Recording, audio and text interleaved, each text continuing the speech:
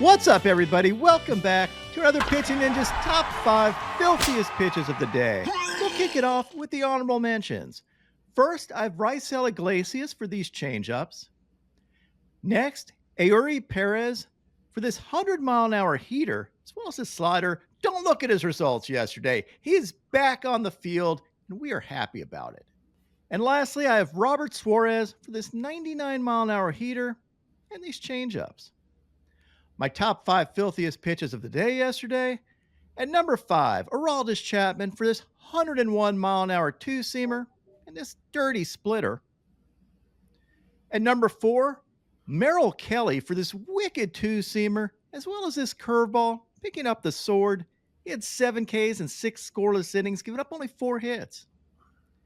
At number 3, Yusei Kikuchi for these nasty sliders. He had 5 Ks and 7 1/3 scoreless innings, giving up only 1 hit. Brilliant outing from Kikuchi. At number 2, Zack for these sweepers. And here's a fastball and sweeper overlay, and you can see why that is so tough to hit. He repeats his mechanics perfectly here. And those pitches tunnel. You think you're swinging at a fastball, but you get that sweeper and swing at air. He had 7 Ks and 6 innings, giving up only 1 run, and remains firmly in the Cy Young race.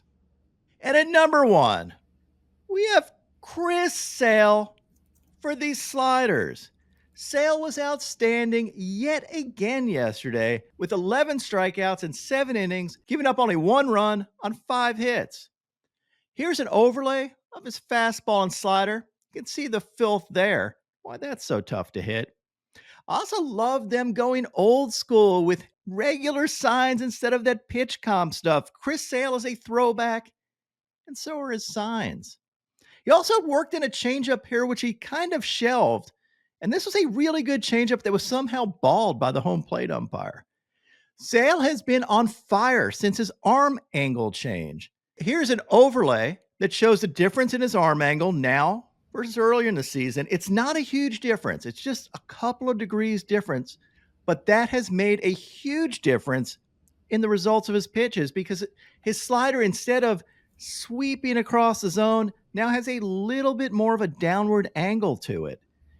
Here's a heat map, kind of shows the difference here, where you can see his misses before the arm angle change were right over the middle of the plate.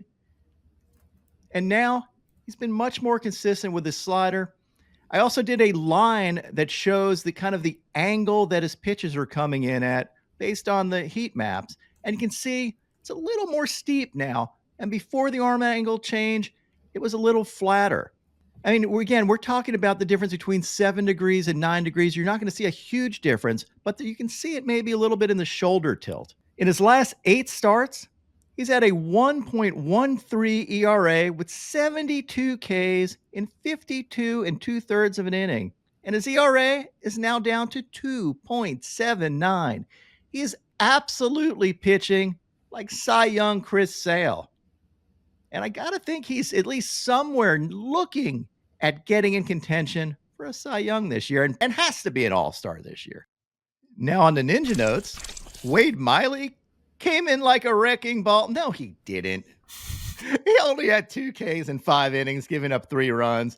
He faced Luis Ortiz, who had good stuff, but not good results. He had 5 Ks in 4 2/3 innings, giving up 4 runs. I still love his stuff. Matthew Boyd had 0 Ks in 6 innings, but only gave up 1 earned run. And he gave up my K-prop parlay because he didn't get any Ks. That's the second time this year, Will, that's happened to me. Let's go. DeGrom and Boyd. You don't think it's me, Will, do you? You know, I didn't at first, but I'm starting to believe that there might be a hex coming from you, Ninja. Don't put that voodoo on me, Ricky Bobby. Shane Baz had 5 Ks in 5 1/3 innings, giving up 3 earned runs. His stuff is way better than his results, too. Aaron Savali had 5 Ks in 4 2/3 innings, giving up 2 runs. Jose Barrios only had 1 K. That's 6 2/3 scoreless innings. He faced Andre Palante, who had 3 Ks in 6 innings, giving up 2 runs. And Mike Burrows had this beautiful curveball and changeup. I might have been sleeping on his game a little bit. I mean, those were filthy. He had 6 Ks in 4 1/3 innings, giving up 2 runs. Ninja, we're starting things off today putting D in the dong corner because Denzel Clark had the reverse dong snatch of the year. I mean, this is just probably the defensive play of the year as well.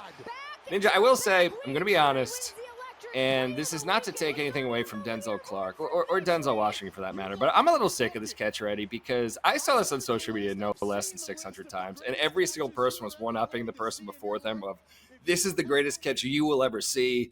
This is the greatest thing any athlete has ever done. And it is the catch of the year, I believe. But Mike Trout had this exact catch a couple of years ago in this exact same spot. And here's a catch from the NPB, just to show everybody that there have been some catches that rival this in the past. But I think Denzel Clark is the best human being, smartest human being. Leonardo da Vinci, Denzel Clark. That's right. Albert Einstein. That's what I got. They are right there. Here's the thing, though. He just got called up, and this guy, we're going to be seeing a lot of him on the defensive end because he is an absolute stud out there. Joe Adell actually goes on to show you how hard this catch was because he had a chance to do a similar rob, and he puked on himself again for the second time in 3 days on this program. But moving on to homers. Reminder, actually, guys, it's Dinger Tuesday over at FanDuel. We get a 50% profit boost on any single home run bet. And I'm taking Roman Anthony, who the Red Sox finally just called up yesterday. And although he was hitless, he did have 110 off the bat. And I think he's going deep in his second game tonight. So join me in that. But moving on, we're headed over the desert where Dominic Canzone, down to man on, bottom of the ninth, 2 outs, full count, hits the game-saving jack, 450. Unbelievable homer. This is what you dream of as a child. However, this game-saving slug was mitigated in extras by the dong of the day when Josh Naylor spanked a walk-off granny. Was it overkill? Absolutely. But I'm sure, as most of you are aware, rule number 7 of the dong corner is if you hit a walk-off grand slam, you're getting donged. And now, my pitching ninja moment of Zen.